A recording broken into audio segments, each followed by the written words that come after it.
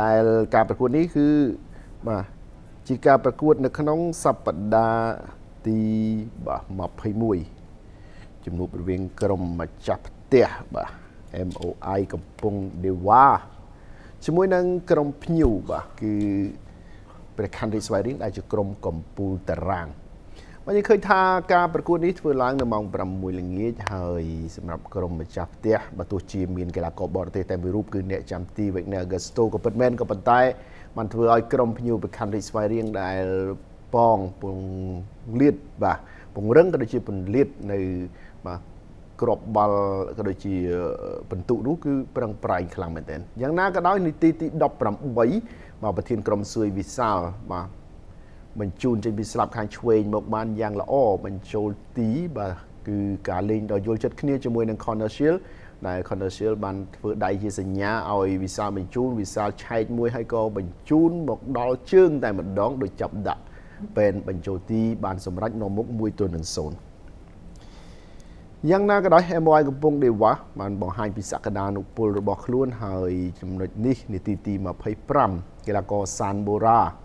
បាទគឺជាអ្នកតាមស្មើដោយការពេនបាល់នេះគិតពីខ្សែការពារនិងអ្នកចាំទីដល់ទៅ4រូបបញ្ចូលទីបានយ៉ាងល្អ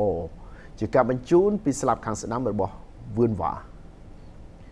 ដេវ៉ាវ៉ារីសបាយរីរីខ្លាំងមែនទែនហើយការប្រកួតវគ្គទី1បញ្ចប់ទៅដោយលទ្ធផលស្មើគ្នា1-1ចូលដល់វគ្គទី2មានការប្រែប្រួលមួយចំនួនយ៉ាងណាក៏ដោយគឺនៅតែតានតឹងដដែលសម្រាប់ក្រុមទាំងពីរហើយយើងក៏ឃើញមានបាល់បញ្ជូនត្រង់នេះពេលប្រាខ្វាមេហាក់ដូចជាមិនសំណាងទេនៅក្នុងការប្រកួតនេះបើទោះជាមានឱកាសច្រើនទាំងការតែតទាំងការទាត់ប៉ុន្តែភាគច្រើននោះគឺខុសគោលដៅតែម្ដងបន្តមកទៀតនៅនាទីទី